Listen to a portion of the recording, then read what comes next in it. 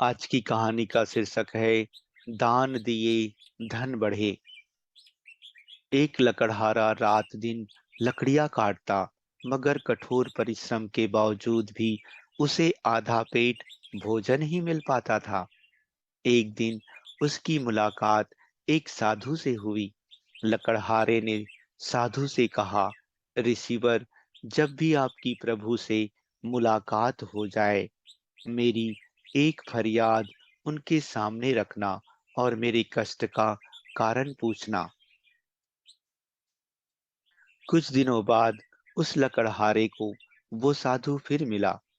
उसने उसे अपनी फरियाद की याद दिलाई तो साधु ने कहा, प्रभु ने बताया है कि तुम्हारी आयु 60 वर्ष है और तुम्हारे भाग्य में पूरे जीवन के लिए सिर्फ 5 बोरी ही अनाज है, और इसलिए प्रभु तुम्हें थोड़ा थोड़ा अनाज ही देते हैं ताकि तुम 60 वर्षों तक जीवित रह सको।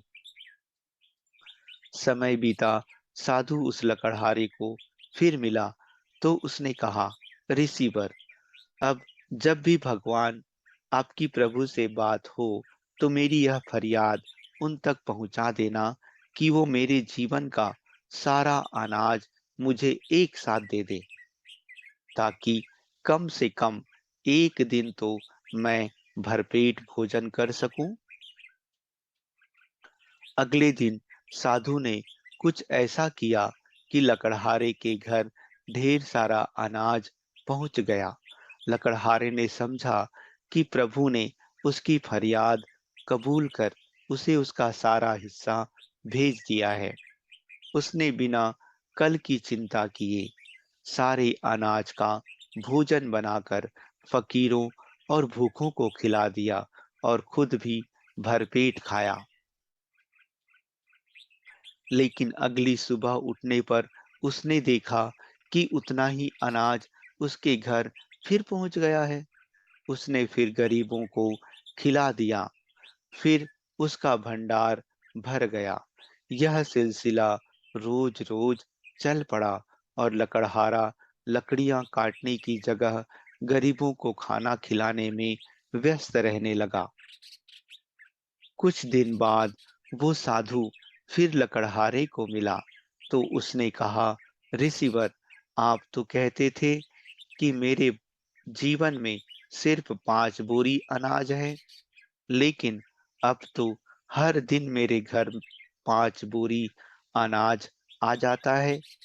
साधु ने समझाया, तुमने अपने जीवन की परवाह ना करते हुए अपने हिस्से का अनाज गरीब व भूखों को खिला दिया। इसलिए प्रभु अब उन गरीबों के हिस्से का अनाज तुम्हें दे रहे हैं। यदि कोई भी किसी के लिए कुछ करता है तो वो लौट कर 10 गुना ज्यादा वापस आ जाता है। यही प्रभु का नियम है, फिर चाहे वो पाप हो या पुण्य। दान किए जा, दुख दूर होए, सब पाप नाथ आकर द्वार पे दूर करे संताप। अच्छा दोस्तों, धन्यवाद।